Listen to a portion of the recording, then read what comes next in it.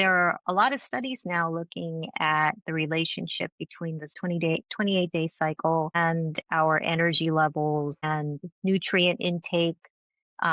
It's different for everybody. You just have to be a little bit more aware of how everything is working through your system. That the more we can discover about ourselves, the more we can lean into how we process our low energy periods or when they're likely to appear, you are still the person who knows your mind, body, and spirit the best. So advocate for yourself as best you can. So we give you permission. Yes. We Rest, give you rest. Find your bliss. embrace it. Embrace it. And welcome to KTVG Studios. We have a very non exciting but in Yeah. depth conversation for you today. And the reason I say non exciting is that we are looking to talk about embracing the low energy periods in your world. And everybody might get hit by them slightly differently. I will hit a few common lower energy periods. One of the biggest ones is around the time of the new moon. So, whenever you have a new moon, astrologically speaking, that is Mm. considered one of the lowest energy levels collectively. Now, that doesn't mean every single person experiences it the same way, but there's often a commonality of not necessarily feeling as if you're at your full energy threshold. Now why is that with the new moon? Full moon, it's full on energy and people go a little bit crazy, right?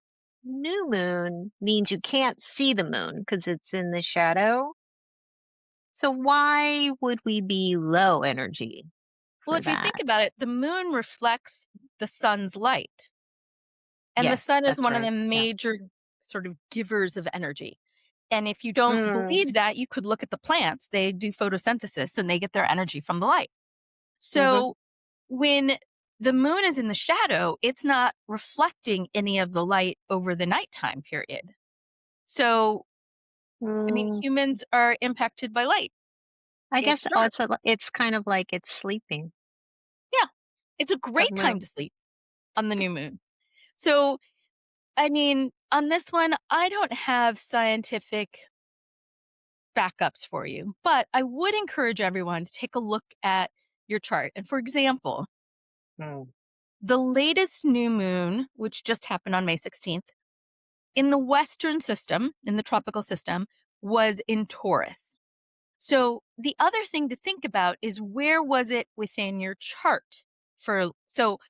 For me, that's my 11th house. That's my house of connecting to other people, of friends, of being out in the world socially. So, and that is, there's typically a Taurus new moon just before my birthday. One thing I can tell you way before I even ever started noting houses in astrological stuff, because I started studying like the signs way before I learned anything about the houses really. Um, but I can tell you that I've always felt a little less socially out there Hmm. around sometime April, May, early Mayish. Um, Withdrawn, sort of. What's up? Yeah, a little bit, Withdrawn. but there's another aspect to that, which is for me in particular, it might be socially, but um, folks who follow energy cycles for people note that everyone's lowest energy levels tend to be just before their birthday.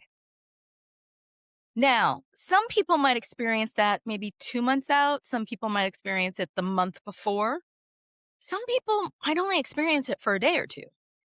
I'm not trying to say that we are a monolith and everybody experiences it the same way, but I would say vast majority of us, if we bother to pay attention, will note a decrease in our own typical. So my energy level may not be the same as yours, but we will notice a decrease in our energy levels for especially outward facing. Doesn't mean your brain, like a lot of people's brains actually kick into high gear because the concept is it's meant to be a time to turn inward Mhm. and contemplate what have I accomplished over the last year? And what am I looking to accomplish over the next year? Now, for people who don't have sun in the 12th house, this may be a very conscious contemplation. I have the sun in the 12th house. It is rare that it is a conscious contemplation for me. I definitely am contemplative and quiet, but it's what Jung might refer to as the collective unconscious that's tapping on my shoulder. Um, I have to sit and write, or better yet, sit and talk to somebody in order to even grasp what might be happening on that level for me, because it's not something that I consciously think about. What I do note is a lack of desire to be forward moving. I say that, but when I was younger, I celebrated my birthday to the nth degree. Like, when we were in college, I always found a way to, like, celebrate. When I was in my 20s, I normally had multiple things going on, even well into my 30s. There was normally a dinner, there was normally a dancing event, and there was oftentimes a drinks event. And that was on the non, like, 5-year marking birthdays. Those might be celebrated for a full month. So it's a kind of distinction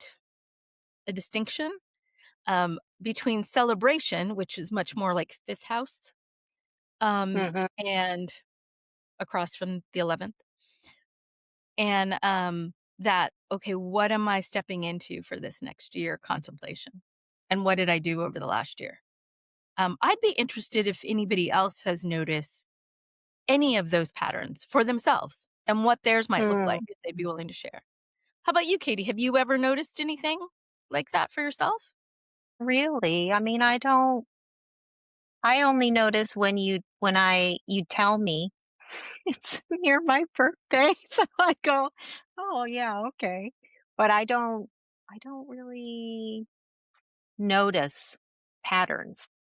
Well, I also think about the fact that your birthday comes after, so, like, you have sort of the winter solstice related holidays Mhm, in, mhm, like, late December, and then, like, New mhm. Year's, and your birthday comes as maybe collectively people are coming out of their recovery from that, Mm, because it's at the end of yes, January. end of So Jan, yep. so the period when you might be lower on the energy scale, there might be a lot of people feeling that after the boisterousness of winter solstice, Mm, Christmas, and New Year's holidays that they're recovering from. And they're just maybe starting to pick up going, "Oh, I could go out again," around the time your birthday hits. true, yes, yeah. So I wonder if you get the benefit of not having, um, people pulling at you during the Mm, time period that's an or and I'm sorry, my birthday is tomorrow. So when I say people pulling at you, I don't actually mean it in a negative thing. I think it's just how my body feels about it right now.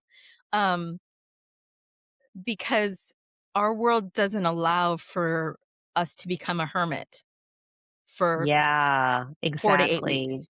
exactly, and I think that's why I thought this was a good topic for this podcast because I know I think out of everyone I know, you are the one person that I think is the most aware of energy cycles and how to manage it.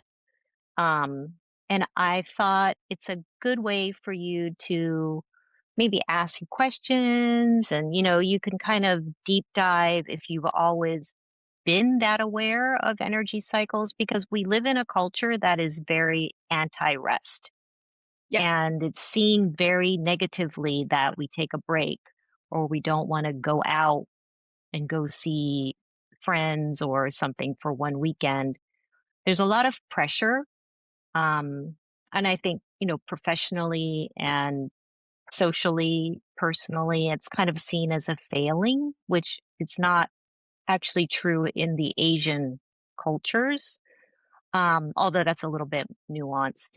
But I just wanted to see, just because you kind of are the model to me, you've always been very good with your energy. And I was just wondering if it's something that you learned or it's something you figured it out on your own. I think there's a few factors to that. One is Mm. we met each other after I'd already gone through 2 periods of almost burning myself out. So, my Mm. first one was junior year of high school because my parents at that time did not have the funds practically to even help me go to the local community college.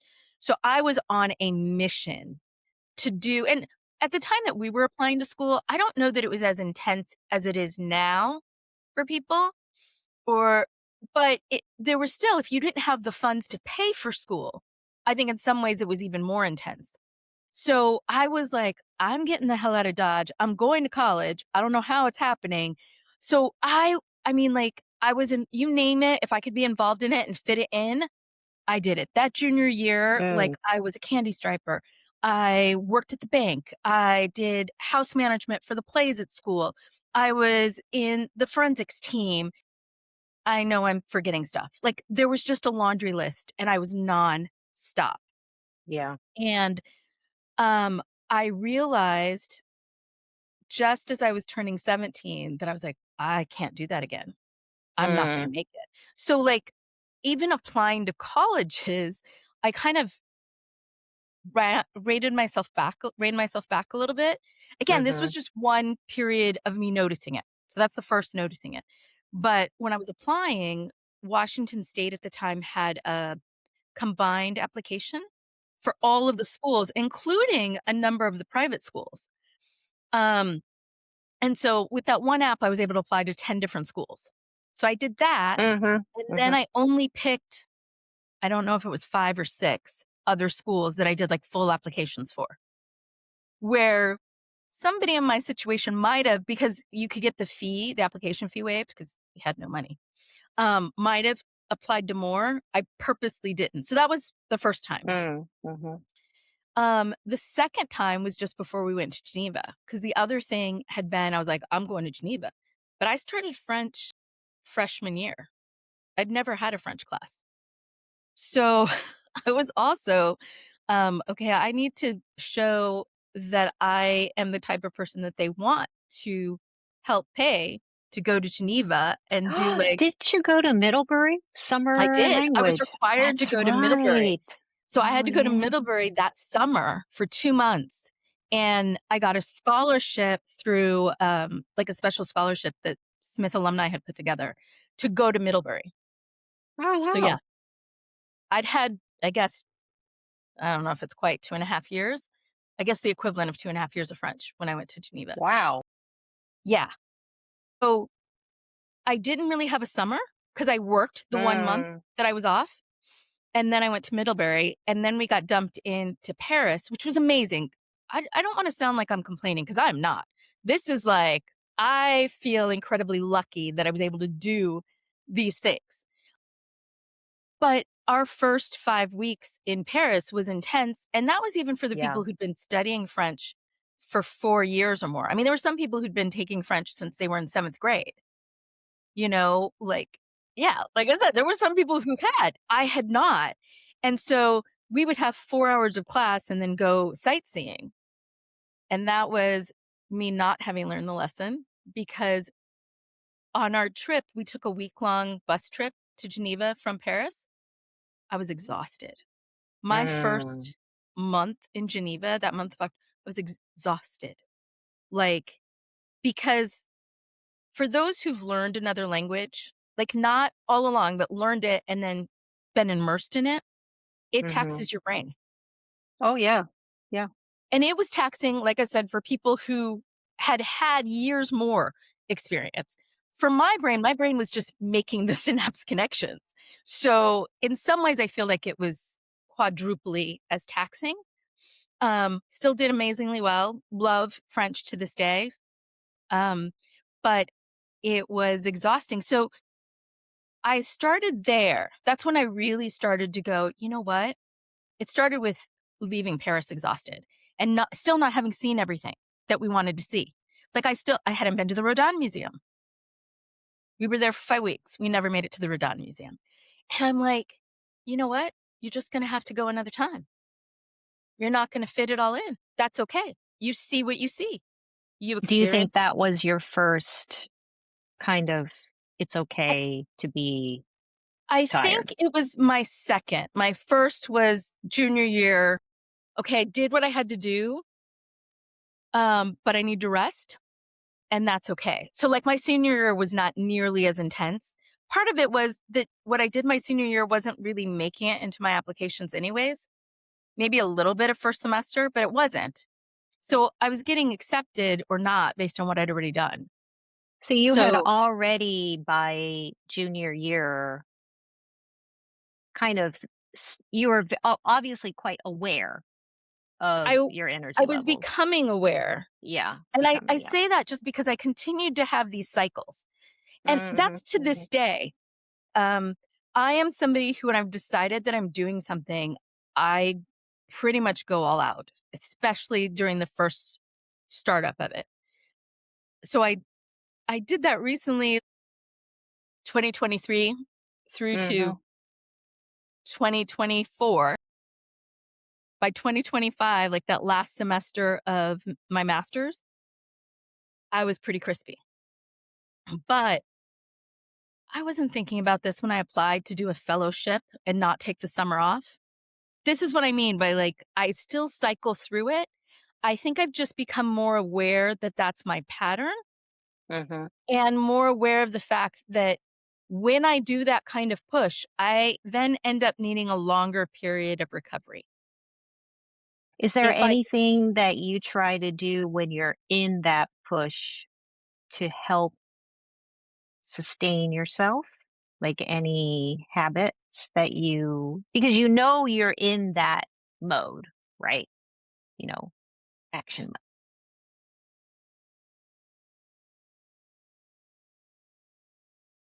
I would say I do more stuff when I come out of the mode than when I'm in it. And I do more nowadays to sort of question myself as to whether or Mm. not I'm willing, because I know myself. And I know once I commit, I commit. So I do a lot more questioning of whether or not I am going to be okay being in that mode. Like, am I going to get out of it something that it's worth taking myself into it for?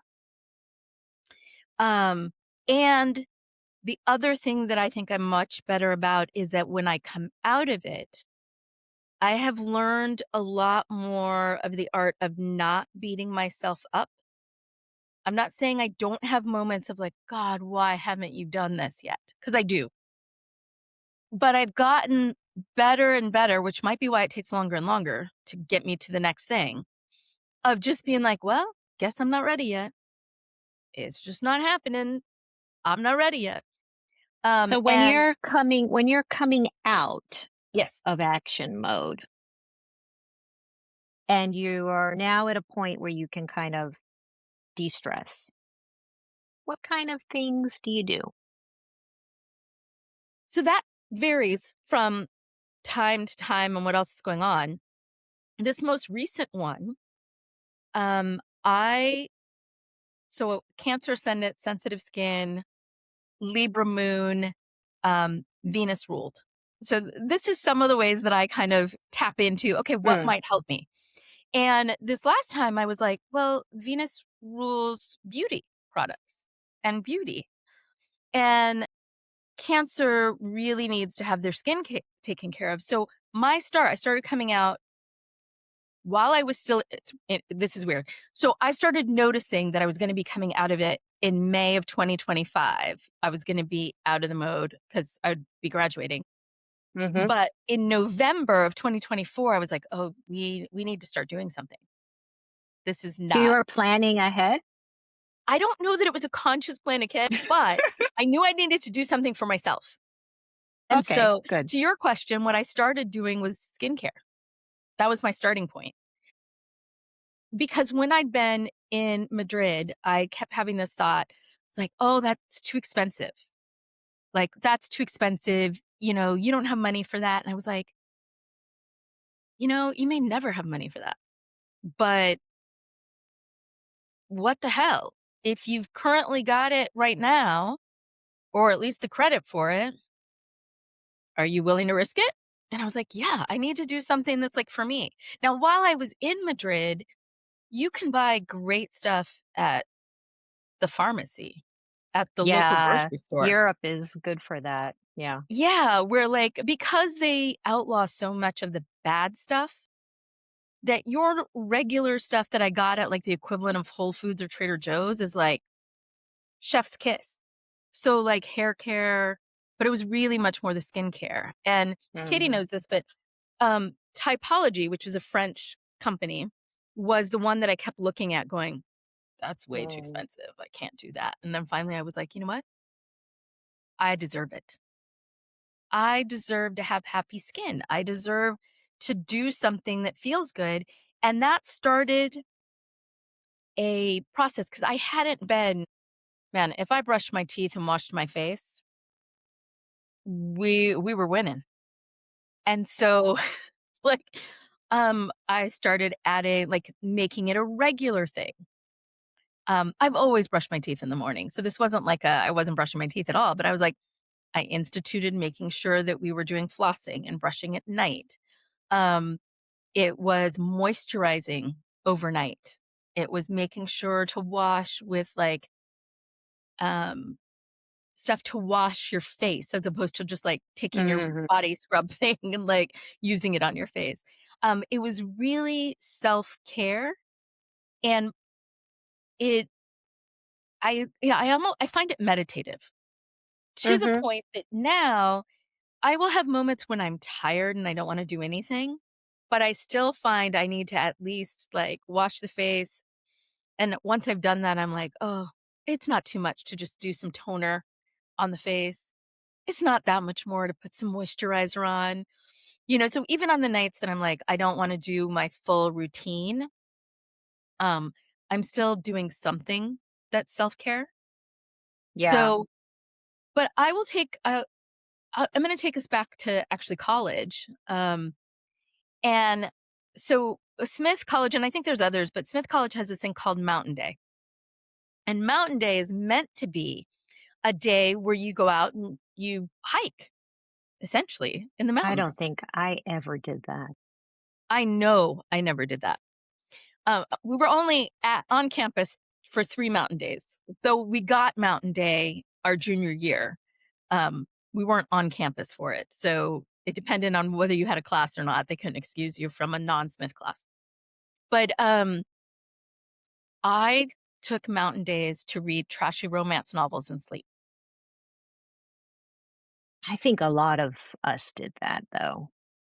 Yeah, Yeah. It was like but a rest day. yeah, and it was much needed. The thing was, I just remember people sort of beating themselves up about that. Really? And maybe I was I did surrounded not by hang out with any of those kinds of people. I don't know anyone who went hiking and no. well, not so much hiking, but I knew plenty of people who took it as a day to catch up on schoolwork, to, I knew some um, people that work went apple out. picking. Yeah, I don't Yeah, I I knew may know apple people who picking went apple people. picking, but, Yeah. just it was more I felt like I heard conversations of people going, "God, I could use that day for something else." I was not one of those people. I never wanted to use that day for anything else. Like, I didn't wanna go apple picking. I didn't wanna do extra homework. No. And I was perfectly happy with that. And I think that was one of the I don't know if it was the first, but it was one of the first where I was just like, let's lean into the feel good and just enjoy it. I've been sending Katie reels that I'm seeing on Instagram about sort of the French culture, especially French work culture and rules around um, Boundaries. boundaries that the French put in place, like Joy from the Pit would do very well in France. I mean, they actually have a law on the books that people cannot be required to read nor let alone respond to work messages outside of work hours. They also, I was thinking it was 32, but it's actually, they have a 35-hour work week. That's their legal work week, Mm, okay. so Yeah. it's like 5 days of 7 hours kind of Yeah. thing, unless it might get broken up another way, but it's 35-hour work week, not a 40-hour work week, which I think both the US, the UK, and Australia, I think, all do. And they're very, like, they do lunch. They Yes, go they to do. They lunch, go out to lunch. Yes. which I found fascinating. The Spanish, at least the Spanish when I was doing this internship, did lunch, but they did not go out. Maybe the directors did. They brought their lunch and we all sat in like a conference room and did lunch Mhm. together. I mean, you didn't have to. You could have gone outside. There was no requirement that you be there, but I was there to like intern. So Yes. I did Yeah. it. But they do take lunch and not at the desk for the most part. But the French leave. There's no eating at your desk. I don't think there's even eating in your office. I could be wrong. I've never worked in France. I've never I interned in France. used to work at a company based in Monaco and for 3 years, and, um, they are more French, even though it's an Italian. I mean, Monaco is so mixed. So, but, they were very, I think, French in that sense, so it was very go out, eat lunch. Have a glass of Um, wine. oh, well, no, we didn't do You that. guys didn't? Oh, the French will. No, we we we couldn't do that. I mean, they I don't get mean, drunk. I don't think they just have no. a glass of wine. Yeah, no, not I don't think the kind of work we were doing, it wasn't It wasn't good right for. to do that. So, but it, if there was eating at your desk, it was only the Anglos doing it because it was a mixed office. So, yeah, you could Yeah, tell who's not continental. I remember when I first worked at City. One of the gals who's like a mentor to me was from France, like had grown up in like the environs of Paris.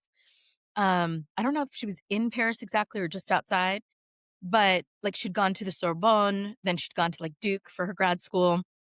And I remember asking her, because I mean, having gone to school or been there a few times, had a concept. And I was like, Natalie, like, would you ever eat at your desk in France? And she just looked at me like, no, that is not something you do. You do not eat at your desk. People would be running if you're sick or something's wrong with you. Like, no, you don't eat at your desk. And that was like my first, like, oh, what we do here, like, you might have had an idea that it was weird or off and maybe not that good for you, but that was part of it's definitely not. Yeah, And I'm not as familiar with the UK. I can't say I'm that familiar with Germany, though I live there. But one of my good friends has been in Germany since like we graduated. And the thing I remember is like here in the US, like people having a kid were like stretching to do 3 months off after having a baby. Like some of these people had twins, some of these people had C-sections. And looking at it, I'm like, this is insanity. This is like a physiological thing that's happened to this person. do they And even get 3 months in the States? I don't even well, know. technically, ma- there's no maternity leave officially mandated federally.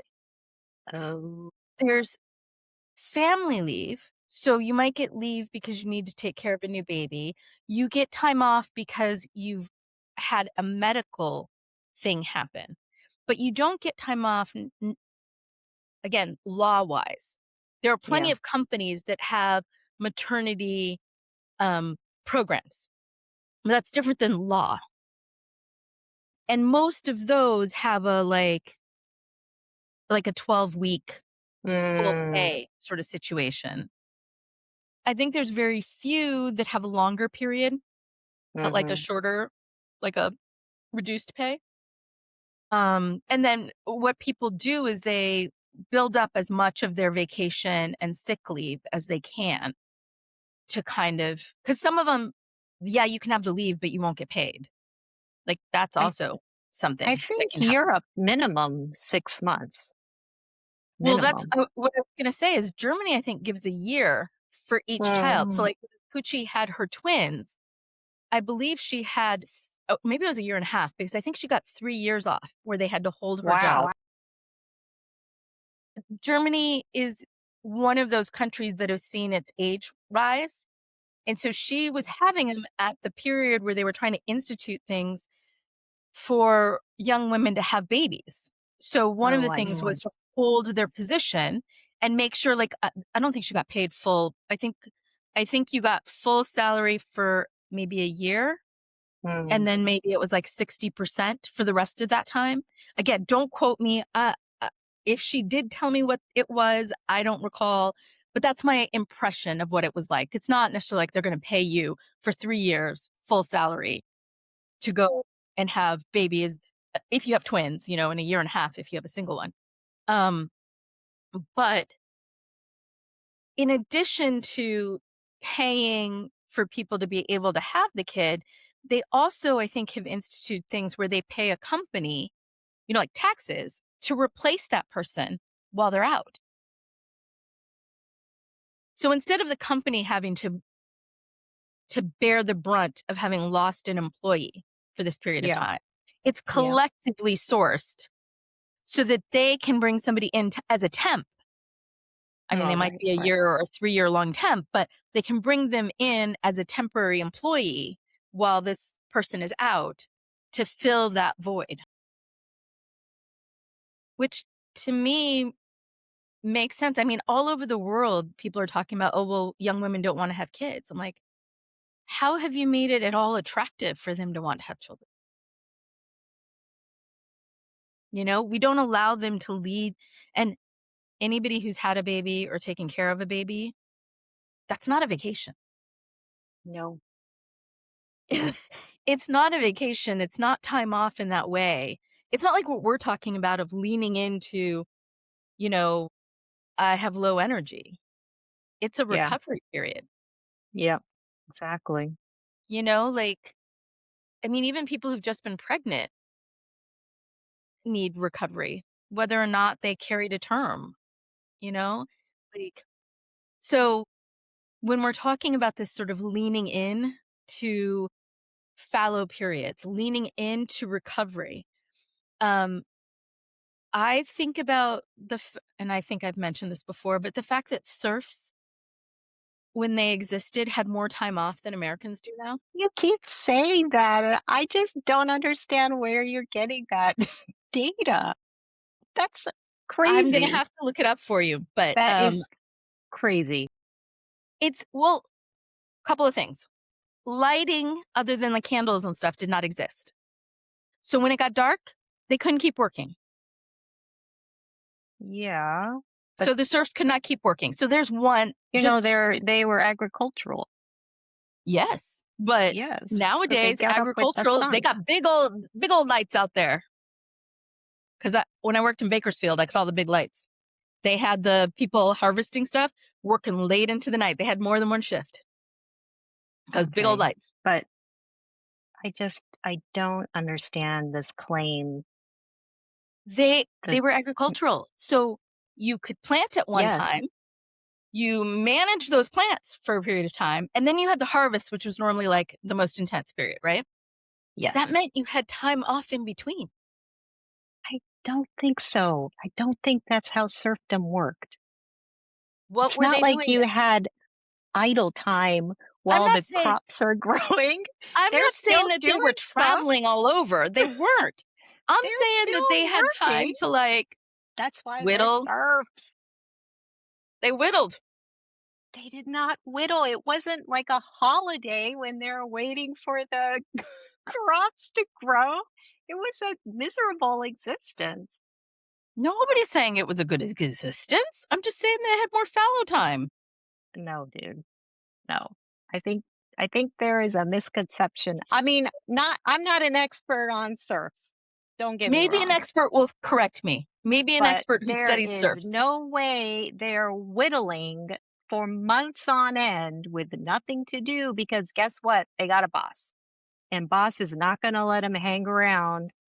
They're doing a whole lot of other stuff on that land. Well, what else are they doing? Probably they have different types of crops that they're taking care of. They've got the animals they have to manage. They've got their lord liege guy that they've got to do whatever he wants them to do because they've got to pay taxes to him. They've got to pay their rent. They've got to pay the bloody church as well, demanding money. Okay. I went There's a lot to of work. I went to one of the AIs and asked it to look it up. Oh, here we go. Be I'll careful be with full AI disclosure, because it I'm is looking not, at Perplexity. I've asked it to pull the information. It they're not says that always yes, accurate. on paper, many medieval serfs slash peasants appear to have had more days off per year than the average modern American worker. Though their life was still brutally hard and the time off was often seasonal, religious, or not fully voluntary, meaning you're furloughed, you get nothing to eat because we got nothing for you. So, not saying it was good time off, just saying they had I'm more of it. sorry, this is AI telling you based on what? Business Insider. To your point, the comparison is not simple because serfs usually had fewer clear boundaries between work and not work. To your point, their labor was seasonal and tied to planting and harvest, and also interrupted by Sundays and feast days. Americans don't get feast days. No, that Will is modern true. We do not Americans get feast days. I think we should secure, reenact feast days. yes, year Yes. round with And shorter this ties vacation, in but with the more regular holiday. hours? This Mhm. ties in well with the holiday podcast, which is my theory that if you ground the holidays in with food, you'll be very successful The holidays maintaining that the are holiday. attached to food are bigger holidays. Like we're Hmm. about to Hmm. have Memorial Day. It's not attached to Yes. food. It's not a big holiday. But It isn't. here in It's the kind of like a, yeah. Mm, but here in the US, the 4th of July is normally tied to barbecues, like big barbecues. It's a little bit bigger of a holiday, though they're similar. yeah, I guess. Yeah. Yeah. I mean, both had people die, right? For the cause. They'd be dying for the cause. Yeah. True. Okay. And So, oh, yes. go ahead. No, go ahead. Oh, so I was just going to expand the discussion out because this was, you are my expert in energy regulation and awareness. And yours is more of a self inflicted energy issues. But there are different kinds of other patterns that people may experience. They could have, hormonal fatigue. They could have other um, cyclical dips, seasons, lean into winter. You might be more tired when it's a bit more gray and cold. Work SAD, seasonal stress. affective disorder. Yes, exactly. Work stress. That might be another whole nother drama. Like Um, people with taxes, the accountants who do taxes, they have oh massive time yeah. between like start of the year and April 15th. They must be prepping though. Well, I'm not saying that's the only time they work. I'm just talking about their work Oh, level oh, is the extremely stress high and level then goes falls up. off a bit Yeah, more. That's all I yeah, mean. yeah. And then I was kind of looking into this because, I think our culture is very anti-rest, as I said before. And, I think it goes back to that Protestant work ethic that came out of Europe with the Reformation. and Americans kind of take it extra far. I remember when I came to DC after Smith, and the first thing when you go to like a social gathering, it's, "Hi, what do you do?" Everything is, "What do you do?" Your whole personality is is wrapped up in your job, and then you're expected to basically kill yourself for your job, right? You're supposed to work long hours, you're not supposed to complain, you're supposed to put up with it, and then you'll rise in the corporate ladder. And this whole concept of taking a rest or a sabbatical is almost like a no-no. And, people might look at you funny. So here's a good example.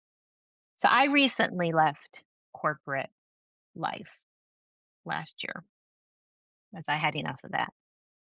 I recently met a lawyer and he wanted to talk to me about the fact that I left corporate life. And because he said, I've been thinking about it. I've been thinking about it. And he's very successful. And he's like, I'm going to take a sabbatical. And I was like, oh, can you do that? He said, funnily enough, when he was talking to his mentor slash boss, his mentor had done a sabbatical himself for like a year or two. And he went around the world traveling, taking photographs of nature. And then he came back, I guess happy enough to come back into that space. And he told this guy, go on a sabbatical. And so he approved the sabbatical situation because this lawyer friend of mine, he was like, I wasn't sure they were going to let me do it because it was an investment bank kind of thing. And this guy said, "Yep, I've been there. I understand how you feel. You're burned out. Go." So he's gone off. It's interesting, though, that as Americans, the concept of a sabbatical still includes some sort of doing. So, like, when you think about, I think of the term sabbatical in relation to professors. And most Yes, often when they take a sabbatical, it's because they're writing the last yes, portion or editing a book or that they're going to researching. publish Yeah, or researching. Like yeah, there's a doing component to the sabbatical. yes. Um, and I think there are other cultures out there that would have I guess, sort of the equivalent of a sabbatical, but it would be a not doing. Hmm. I don't know because I think for the conversation I had with this guy, it was because we're more speaking about, you know, expanding your self-awareness and exploring your interests outside of corporate life Work. and Yeah. kind of coming back to yourself, and you need activity on some level to do that, I think. So I think that's what this other mentor guy, when he went around doing photography, I think that was probably what he was doing. I don't know him, so I mean, this other guy, he he had to frame it in the sabbatical format to get it through and approved.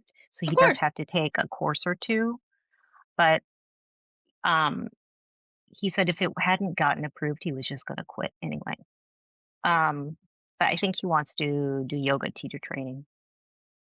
I think that's awesome. Actually, And if it feeds his soul, then yeah, that's feed your beautiful. Do you know what I soul. mean? Like, when I'm talking about the not doing, I just mean that we talk about these things in that way.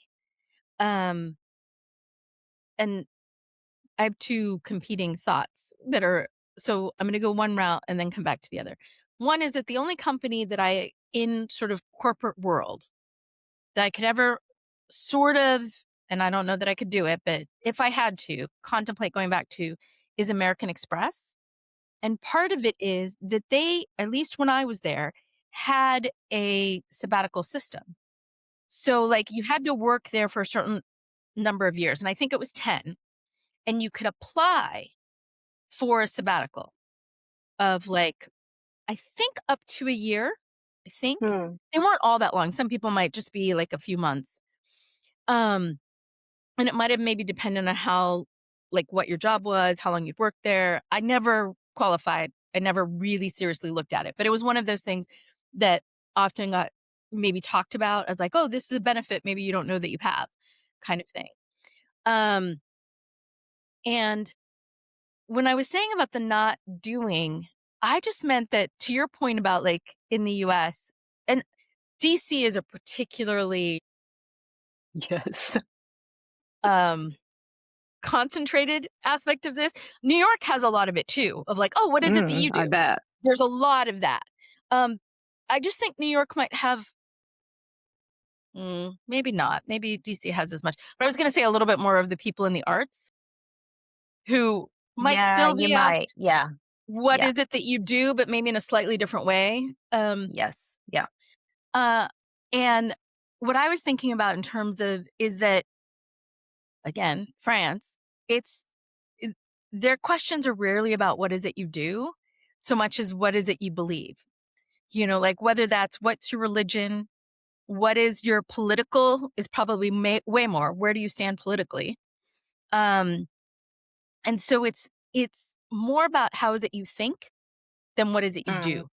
So when I was thinking about not doing, it wasn't about actually like doing nothing, like being. It was about a different focus. So one focus might be what are your belief systems? What are you thinking about? Like how is it you look at the world? You know, another one might be this guy wants to do teacher like yoga teacher training. There's a lot about being reconnected with your body, about learning how you breathe, figuring out what is tight and how you loosen it, how it loosens for you, kinds of things. And I just think it's different ways of thinking about who you are or You mean kind of how you frame it? yeah. Yeah. Yeah, that's what I was meaning is that for and I don't take anything away from what is it you're going to do because that is the way that we would talk about it. Oh, you're going to take a sabbatical. What are you going to do on your sabbatical? Where I remember somebody talking to me about Bali. I've never Mhm. been. I do Love not pretend Bali. um, expertise in this, but the way they described it, that wouldn't be a question or the way they would frame a question like that. They might ask, "What do you plan to experience on your sabbatical? Like, what are you hoping to experience?" Kind of thing. That's As a more evolved thinking. yeah, potentially, you know, like I I think that think if I so. asked a fellow American, "What do you plan to experience?" They'd be like, "Huh?" Yeah, they'd be like, You know, unless they're in like um some sort of thought process about these things already, they might be like, "Do you mean what am I gonna do?" yeah, yeah, yeah, Yeah. exactly. Yeah, And I yeah. you know, coming back to our throughput on the energy thing is I think the way we think about it because can have a huge impact. And I say that when I think about like I always contemplated or thought of myself as a extrovert, like an extreme extrovert, meaning I got energy from being around people. In reviewing myself, I know that I have numerous moments where I have been in the middle of groups or even like large groups of people where I knew most of the people. And yet I could feel completely alone in those groups. Now, is this more of a recent No, thing? I can Oh, it's remember this as always being a been. kid. Yeah. I can remember definitely by the time I was 10 being able to be, and some of it, again, the way I framed it at the time was I would just take a moment for me. Somebody else might talk about it as a moment of zen. An introvert might talk about it as like, I took a moment from the people, but I just always thought about it as I'm going to take a few moments for me and then I'll get back into the fray.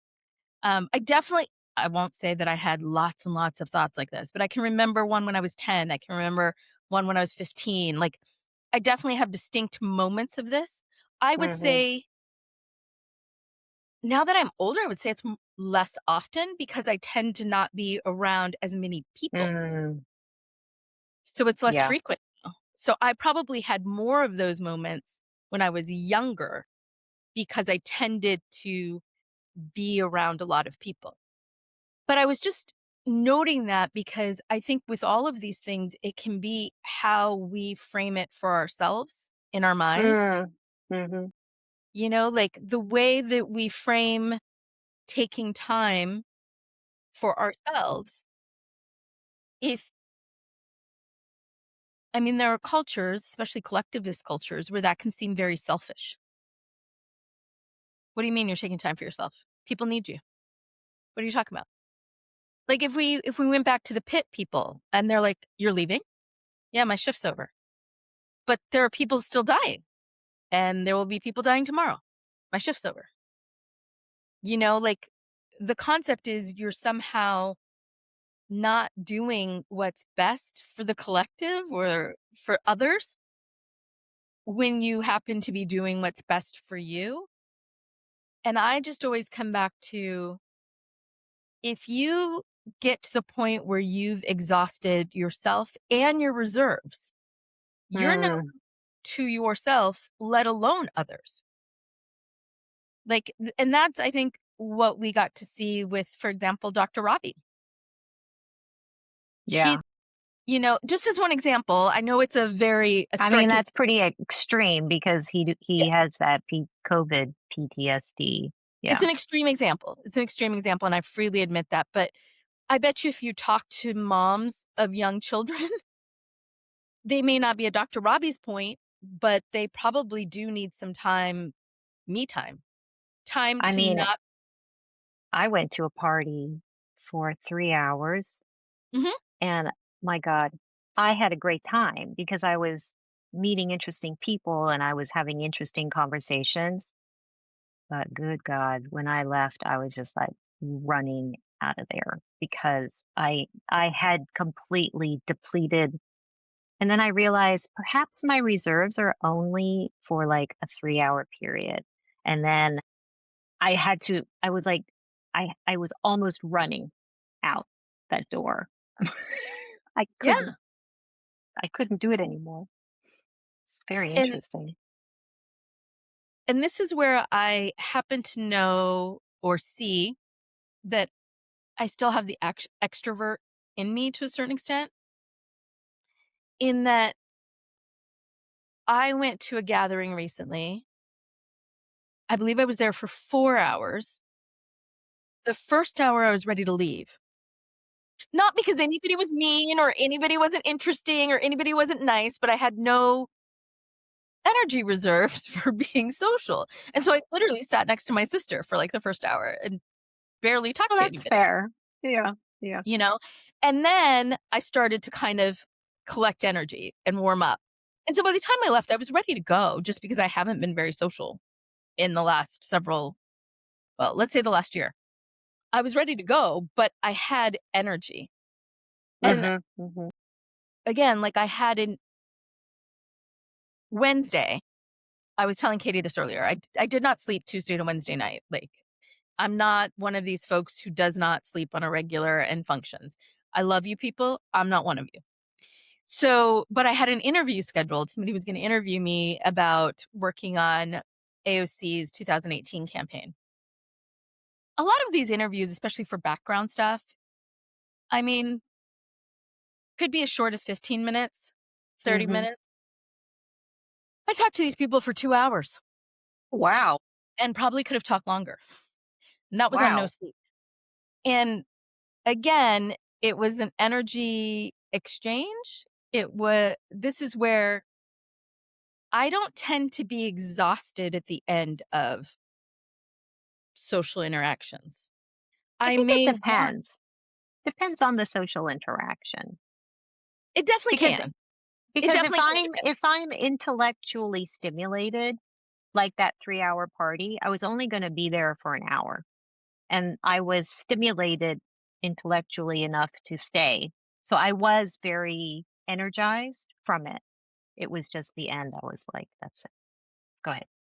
And to your point, it can very much depend because I don't know if we might call them energy vampires, but there are definitely people that when you are out with them or exposed to them, maybe they're in such great need Mm, that they focus so much on needing to talk to you about what's happening with them. Maybe this just happens to me, but I definitely have therapist face. Um, People tell me what's happening with them, what's going on, and I definitely, in that capacity, will lose energy and need mm, to re up. That's a little different capacity than when people are interested in asking me about me, mhm, kind of mhm. thing. And Yep, I don't mean like, "Hey, I'm out, I'm extrovert, I'm just gonna tell you everything about me."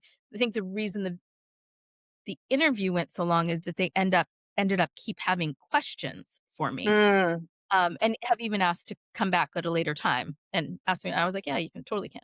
But that kind of thing, because it took me back to a time that is very, sort of written on my brain cells, though I was not remembering half of the people's names, um, was energizing.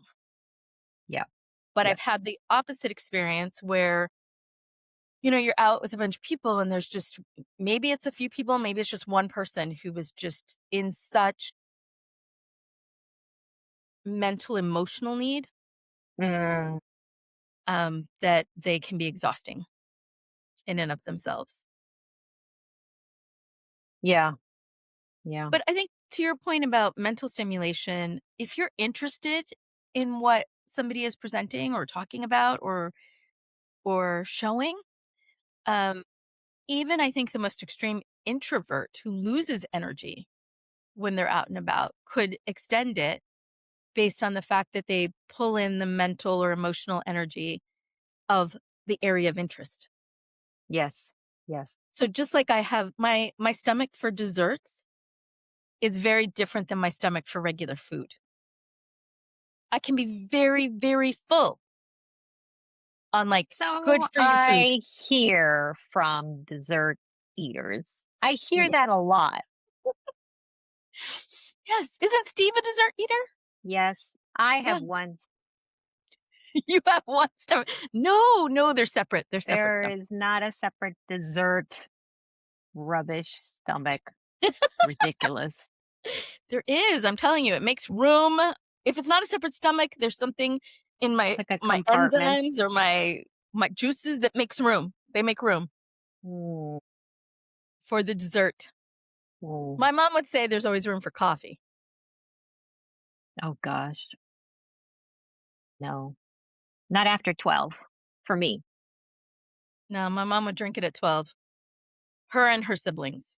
But I it also doesn't find it a bit acidic, so I don't like too much of it anyway. I think considering the fact that a number of the people in my mom's family have had their gallbladder removed, they need the acidity. Ah. So Oh, I see. Okay. I'm barely a coffee drinker. It has to be really good You put coffee. lots of milk in it, don't I you? do.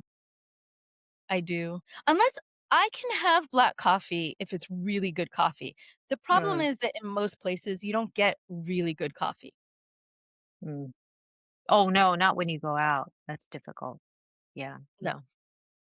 I have I my can do morning coffee, French press. That's it. No yeah. black. My mom also has her morning coffee and then she has el café de las tres. So the three and you could set your watch by her. Telling you, somewhere between 2:45 and 2:55, there's gonna be like, "Shouldn't we be making coffee? I need my coffee." Yeah. What is it called? Cafe El de café El de las Cafe tres. So it's the coffee, the of 3 PM coffee. stress?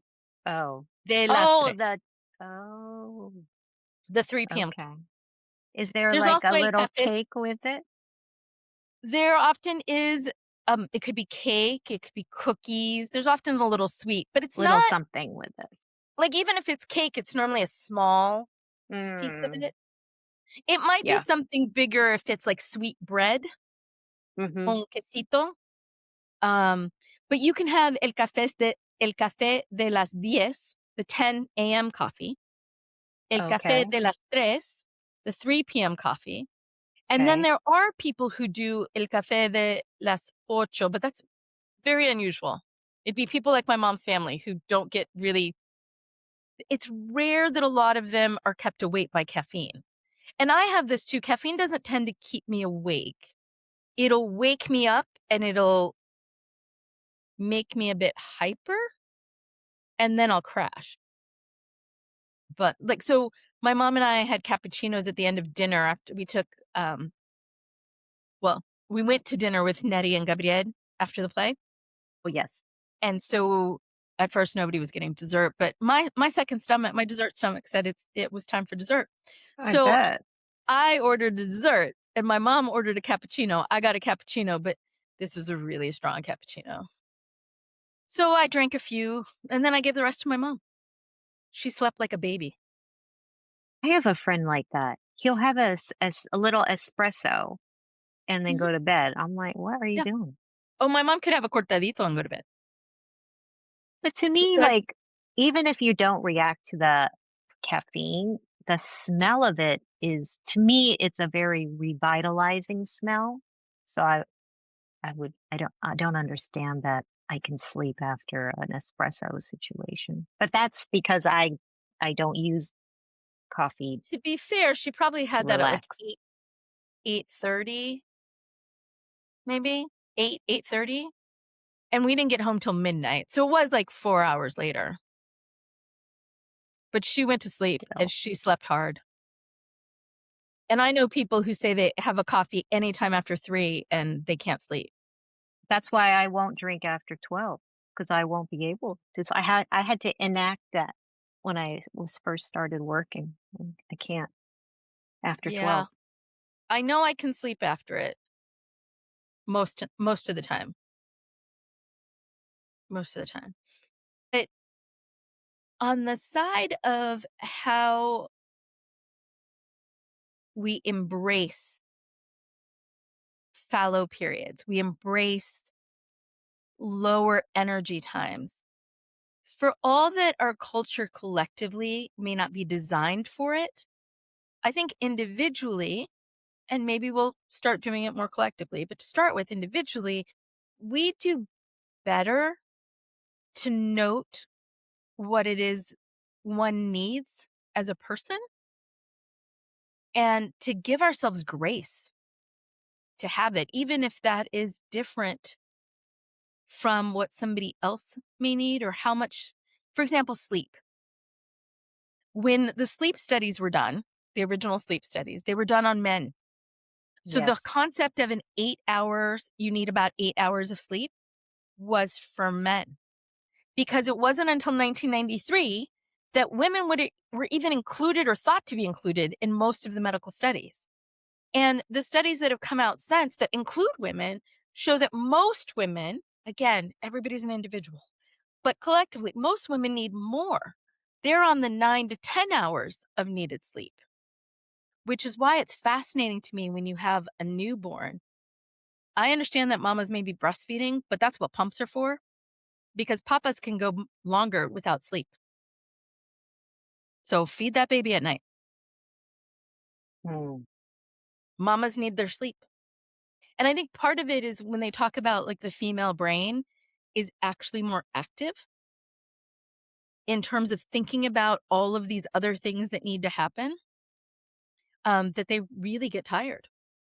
I think though with I know this is not the point of your story, but the breastfeeding, I heard there's some kind of a oxytocin or some hormone is released when they're breastfeeding, and it's like this euphoria.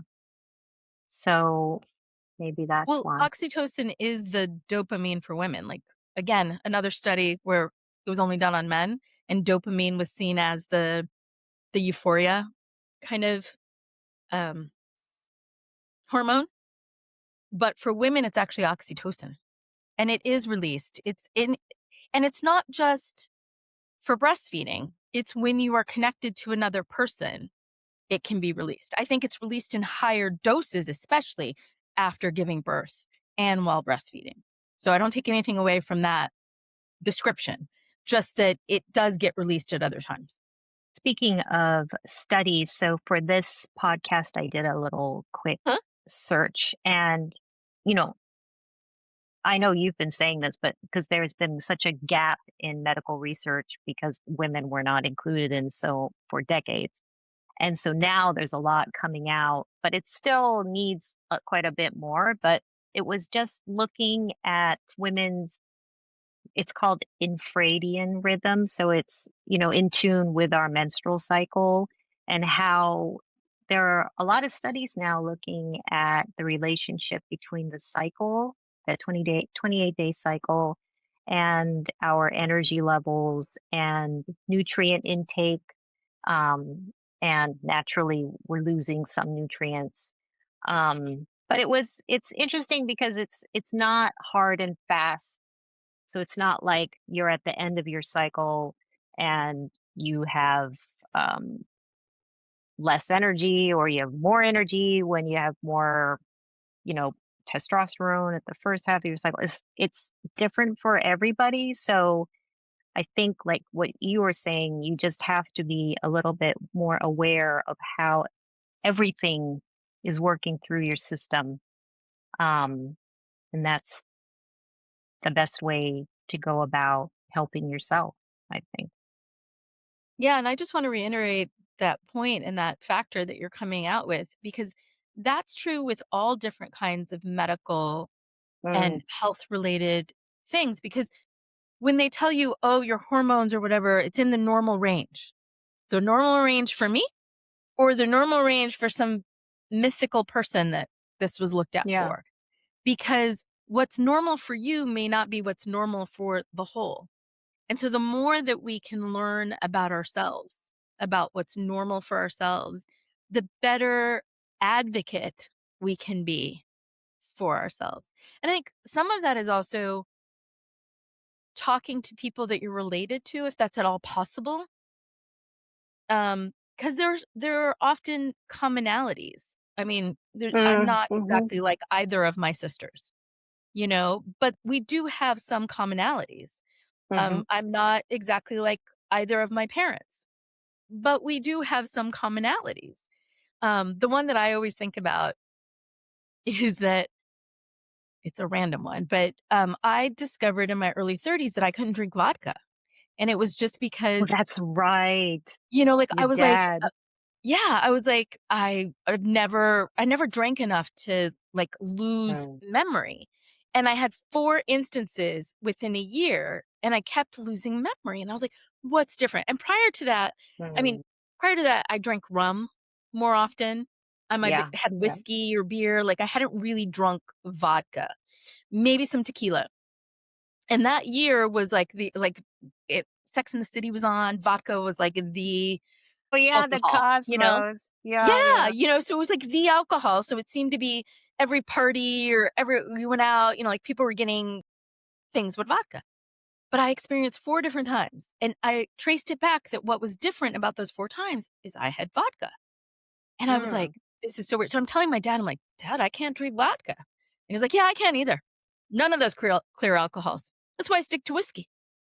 And I was like, "Sir?" Wise man. I was like, "Sir, I'm related to you physically. This would have been helpful information for me before I lost like time. Like it would have been nice to know. I might want to look out for drinking clear alcohols. Is Yes. this one I can drink or not? You know? But Is yeah, that for I, gin as well? I actually I've never had enough gin. When I have gin, this is the thing about both whiskey and gin is if I have vodka, you can't really taste it. It's like you're drinking something Yeah. else. You taste the Yeah, it's appletini, you always taste mixed, isn't it? the Yeah. olives, you taste, I'm not a vodka on the rocks person or even vodka straight up person, so I'm tasting Yeah. whatever it's with. Yeah. So the difference with gin is I always can taste a bit of the gin. And so Yes. I don't keep drinking. I will have a gin martini and I'm done. I'm not having 4 gin martinis. Oh, no, no That's one does that. that's me, like I don't know about you and Nettie. You guys might have them, but No, no. There's like a Dorothy Parker saying, and can't remember, 1 martini and then 2 if you're feeling naughty, and then 3 is the limit, and then on 4 you're under the host or okay. something. Something Yeah, like yeah. that. You can't Classic have Dorothy too Parker. many martinis. Okay. I that's the whole thing. And with whiskey, I have a whiskey. Even if it's in something, I can still whiskey and bourbon, I can still kind of taste it. You So I have to don't drink it straight. I do drink You it have straight, but I've also had to it as in a appreciate Manhattan. it. Love Manhattan. Well, that's not straight, That's you true. know. Like that's what I mean. Um but I tend to love rum drinks. So like, I don't drink rum. have you ever had a dark and stormy? You probably wouldn't like it. It probably is too sweet for you. I do have a big problem with sweet Mhm. drinks. Yeah. So you might not like a dark, but like a mojito, But a you got me a bottle of añejo rum once that you can drink straight. years ago, and I would just sip it. That is Yeah. nice. I like. Añejo rum. I will have añejo rum just with a block of ice that doesn't really melt in it, because I drink it before it melts it. Just cools it out. Yes. Actually, I did have a period of rum when I lived in the Solomon Islands for a little bit. And so we would have rum and then just put a squeeze of a bit of lime. That's really nice. That's really Oh, I nice. totally forgot about that. Mm. Something when I went to a wedding in the Dominican Republic and I ended up having, it wasn't Brugal. There's another rum. I think it's their number 2 rum, but I think it's more popular on the island than outside of it. Cause, and I can't, it also starts with a B. I can't remember it, but I discovered a Santo Libre. So you know how you have a Cuba Libre? Do you know what a Yes. Cuba Libre is? Coke and rum with a lime. Yes. So a Santo Libre is Sprite, rum, and a lime. Right. Really? So good. So Really? good. So good. But again, the Sprite makes it kind of a little sweet. So you might just have a splash of the Sprite. But Yeah. that's a Santo Libre. Oh, And that's I love interesting. a Santo Libre. It's very refreshing. Hmm. Oh, And yeah. if I bet you it don't would want the be. caffeine from the Coke, Yep. it's That's another thing. true. It's another thing. But I don't know how we got. Oh, I was talking about finding out what works for you and having conversations I if get you're able to. overexcited when we talk about cocktails. And I am the least cocktail person out of my sisters and myself. Both of my sisters are way more into cocktails than I am. Wanda really likes those with elderflower, Oh, yeah. Yeah, the that's elderflower liqueur. popular at Yeah. the moment. Nettie likes her gin and tonics. It's why she does not get bitten by the mosquitoes. That's what she says. I'm like, well, the mosquitoes might get drunk if they bite you. I don't think the tonic has a whole lot to do with it. I don't know how much True. tonic there is in there because I normally drink the tonic. Oh, I see. In her glass? Yeah, Yeah. okay. I That's think fair. she's a splash of tonic Yeah, and a yeah, squeeze of lime. yeah. I am normally tonic and you can add a splash of gin. Oh, yeah, But yeah. yeah. Um, but if you can talk to or find out more, there's also, okay, when it comes to physical stuff, there are tests that you can take, DNA tests that have started to give people information. I don't know how accurate they are, but I know that there are ones that can help people figure out like what kind of food their body might process more easily. And maybe for Really? somebody who doesn't have access to their ancestors or who their people are, it could be a potentially really helpful sort of test. Again, they cost Oh, money, so I'm not suggesting this for yeah. everyone. But it can be incredibly helpful. I mean, I actually Mm. had a amazing doctor in New York City who did a test, one of the tests on me that looked at, pain medications, and Oh. I can't take opioids. Like, and I knew this from when I had knee surgery in that all the opioids they gave me, I threw up, but they wouldn't let me leave the Oh. hospital till I could keep something down. So I kept it down until I got home and then I threw it up. Oh. Like, I can't, I don't process opioids well. Um, I do better if you give me a bit of high strength Advil, like ibuprofen Mm. or Mhm. some naproxen. Like, you can, and my sister Nettie says that it was wasted on me, the opioids. Can take them. And one of her friends wanted to buy them off me. I was like, "I just can't do that. I'm not in a position to be selling opioids. I gotta find a way to legally get rid of these."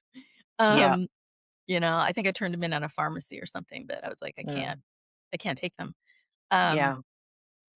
but there was a test. There's a test that actually indicates, like, how your body is likely to respond Oh, I didn't know to. that. Yeah, and that same doctor did a test, because I was experiencing, um, chronic obstructive pulmonary disorder. Mhm. Um, and so she did a test, and I don't come out as, "Yes, I absolutely will have that," but I do have the precursors in my DNA Mm. to indicate that I'm likely to have some issue with breathing or lungs, though I've never had asthma, Mm. so it's not an Okay. asthma situation. Um, but there are a number of different tests like that out there. Mm. I'm surprised that the drinking world hasn't established a test on, like, what alcohols are like. I don't know, maybe they all react the I same. don't know. I think people figure it out. Yes, that's true. They might have the fun of figuring it out. It's way too fun to figure it out, so why would I wanna take a DNA test for that? Yeah. But comes back to what Katie was saying on the study, is that the more we can discover about ourselves, the more we can lean into or acknowledge, accept about how we process our low energy periods or when they're likely to appear. um, Mm. I think the better off we are mentally, emotionally, and even physically, um, because it's sort of like you have to know yourself. There's no Exactly. There's no doctor, there's no astrologer, there's nobody else who's gonna come in and really be able to tell you everything about you. And it's why I tell people, whether you're seeing a therapist or a medical doctor, um, you are still the person who knows your mind, body, and spirit the best. Nobody else is gonna know it. So advocate for yourself as best you can 100%. and accept. The more that you can accept who you are, where you are, even if culturally around you there might be other requirements, Other or pressures? pressures and Mhm. expectations, I think the better. The one thing that I was going to say is I do feel that for all that I've grown up in a very American culture, my first probably conscious memories, I was really young, but were in Puerto Rico. And Puerto Rico, for all of the US influence, still has a Taino influence. It also has an African influence.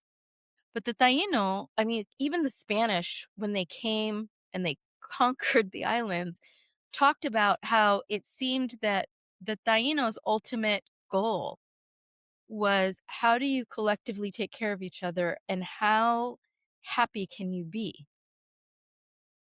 It wasn't how much land can you accumulate. It wasn't, how many people. It was finding your bliss and sharing it with others. And for all that, again, that I've been in this, and man, I was born into a US Army. Mm. So you talk about taking the US component, and adding a military thing on top of it, um, I still carried my parents carried that aspect of, yes, work hard, but not to the point where you're absolutely miserable. And I think that for me may have been the seminal difference. Yeah. So we give you Mm. permission. Yes. We Rest. give you rest. Find your bliss. Embrace it. Embrace it. I mean, if your bliss is to go on an 8-mile hike straight up and then straight back down 8 miles and again back down, then do it. If Yep. that's your Do bliss, it. go for it. Hmm. But do what is right for you Yes. Thank because you. there isn't just one way. Thank you for joining us today, guys. Is there anything else Thank you wanted to you. make sure to reiterate, Katie? No, that was it. Thank you. Have a great day. Thank you.